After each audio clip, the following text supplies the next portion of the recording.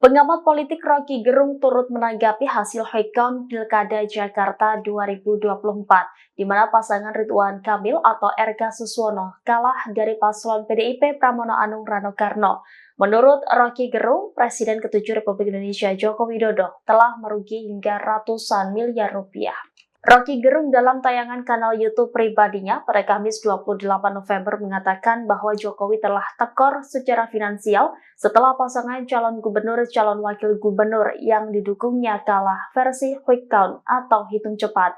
Kekalahan RK menurut Rocky Gerung memperlihatkan bahwa rakyat Jakarta tidak mempan dibujuk dengan uang. Ia mengatakan masyarakat juga sudah pintar dan tidak mungkin lagi dipermainkan secara manipulatif politik.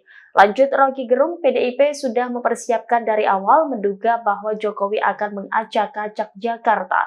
Menurutnya keunggulan Pramono Rano menunjukkan kemampuan PDIP untuk menghalangi cawe-cawe Jokowi.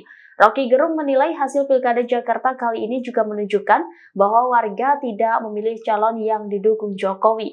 Hal itu juga menjadi penanda sekaligus penunjuk keadilan yang diinginkan rakyat Jakarta. Rocky Gerung menduga sejumlah aktivitas telah dirancang dari awal agar pasangan yang didukung Jokowi tampil sebagai pemenang. Bahkan menurut Rocky Gerung, Presiden Prabowo Subianto sampai harus turun gunung untuk memastikan persiapan untuk Ridwan Kamil memenangkan Pilkada Jakarta.